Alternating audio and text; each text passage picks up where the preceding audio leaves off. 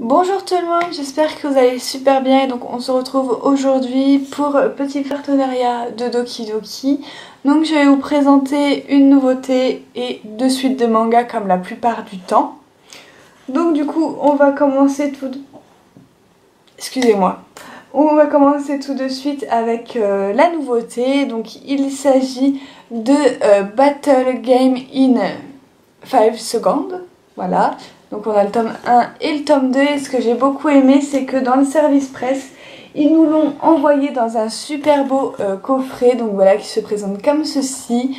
Donc voilà, il est vraiment magnifique. Donc voilà, j'aime bien. Après, je ne sais pas si je vais garder le coffret à part et mettre les deux tomes, parce que ça risque de faire quand même un peu gros. Donc voilà, je ne sais pas encore. Et à l'intérieur, c'était comme ça. Et ici, vous aviez les tomes 1 et 2. Donc du coup voilà, et donc on va revenir à nos moutons, on va revenir à ce titre, et donc il est toujours en cours avec 9 tomes au Japon, et le tome 3 nous paraîtra le 28 novembre, et donc c'est les dessins de Kashiwa Miyoko et le concept original de Seizu Arawata.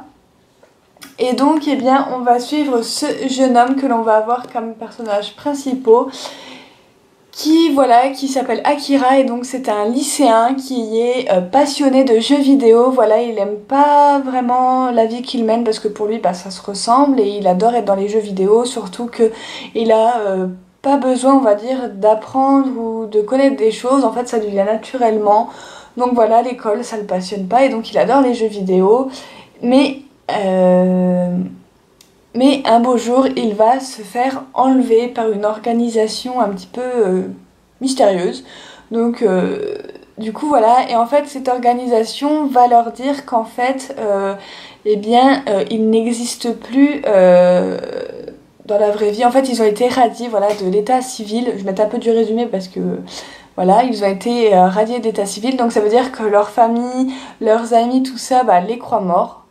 Donc du coup voilà, et en échange par contre de ça, l'organisation leur a offert un pouvoir qu'ils vont pouvoir découvrir voilà, assez rapidement, du coup, puisque ce manga va nous proposer des duels, voilà, entre personnages, et en fait ils vont devoir s'affronter avec leur pouvoir, et donc on va les découvrir comme ça. Donc dans la première mission c'est un 1 vs 1.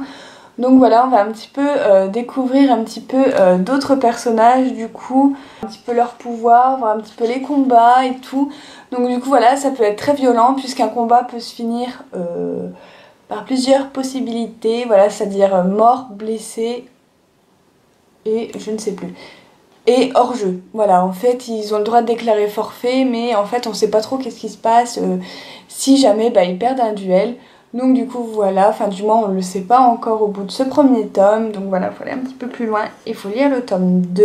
Donc voilà, donc dans ce tome 2 c'est toujours la même chose, sauf qu'on va être un petit peu du point de vue de cette jeune fille, donc du coup voilà, qui, je ne sais plus comment elle s'appelle, mais voilà, c'est pas trop grave. Donc on va être de son point de vue à elle, on va découvrir son pouvoir, et on va attaquer la seconde mission, voilà, qui va, en fait ils vont être par équipe de 5, mais ça reste toujours du 1 vs 1.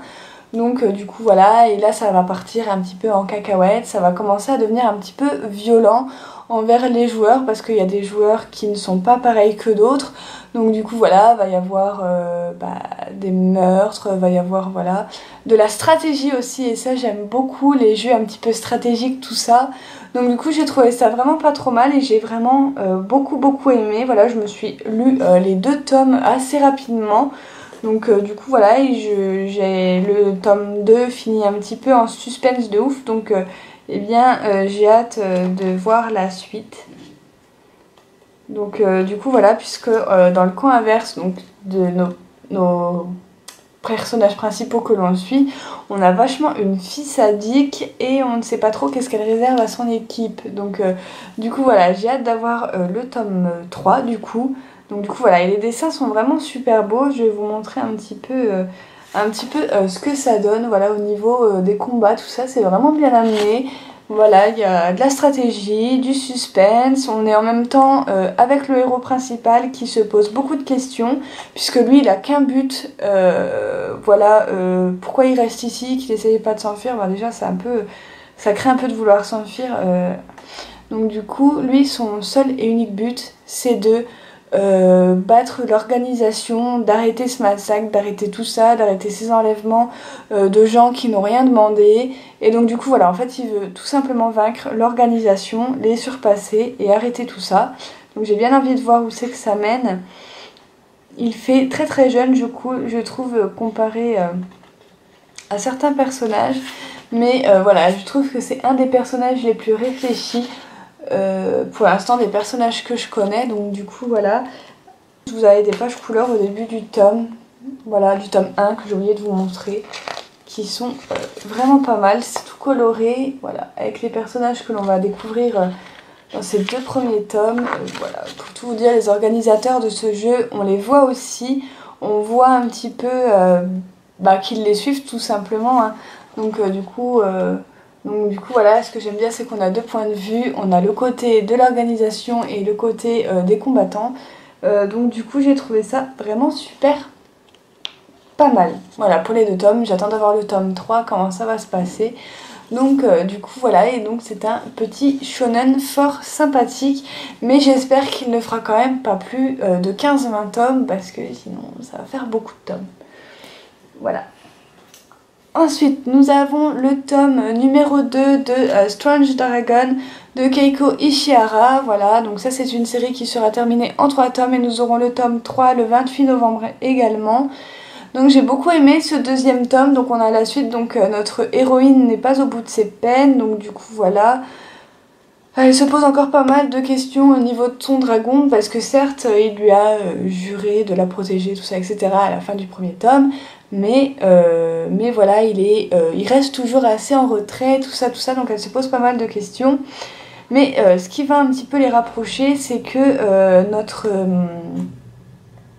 Ibana, donc notre reine, va devoir partir dans une autre ville ou dans un autre pays, je ne sais plus, pour se trouver un petit peu des alliés, et donc elle va y emmener bien évidemment son dragon. Donc du coup voilà, et donc ils vont un petit peu essayer de se dépatouiller pour qu'ils deviennent leurs alliés, puisqu'ils avaient quelqu'un d'autre en vue qu'un allié. Et donc du coup voilà, j'ai bien aimé ce tome 2, j'ai bien envie de voir comment ça se termine. Voilà, c'est un petit shoujo, voilà, tout doux, sans prise de tête, avec des combats comme ceci. Voilà, bon, c'est des combats mignons, hein, il n'y a pas de sang, il n'y a rien du tout, nous sommes dans un shoujo. Donc du coup voilà, mais ça reste assez mignon et j'ai bien aimé. Et surtout, c'est un shoujo fantastique avec des dragons. Donc voilà, c'est très très bien.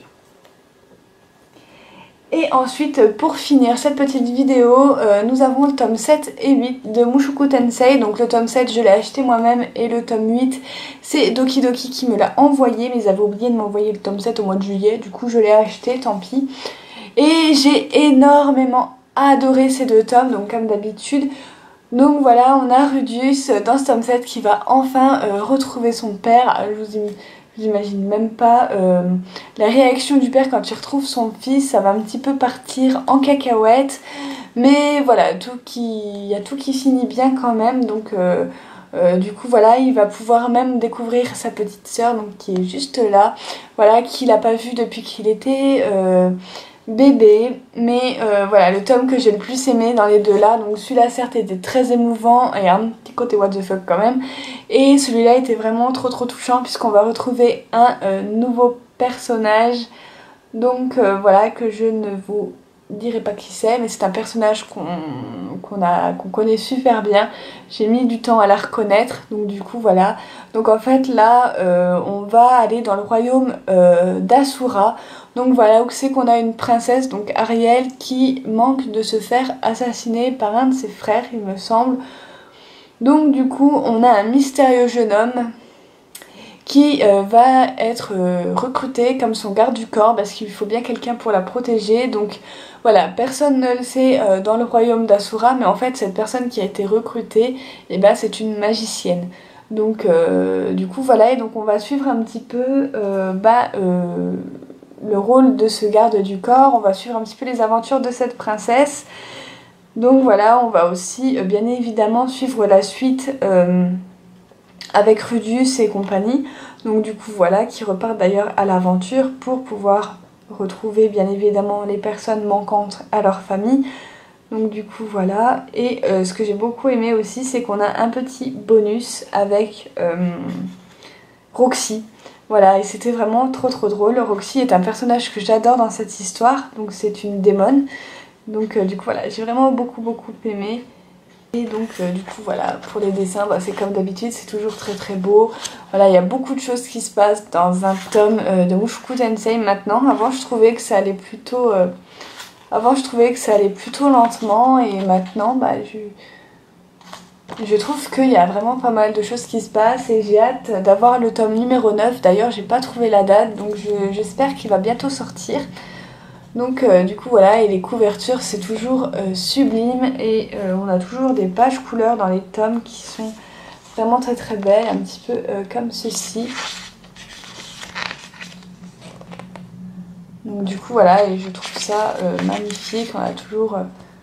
voilà, et c'est pareil dans le tome numéro 8, hein, on a toujours des pages couleurs, voilà, qui sont vraiment toutes colorées, toutes belles. Enfin moi perso j'adore. Voilà, vous n'avez pas commencé cette série, je vous la conseille, dans le côté fantastique avec de la magie, tout ça.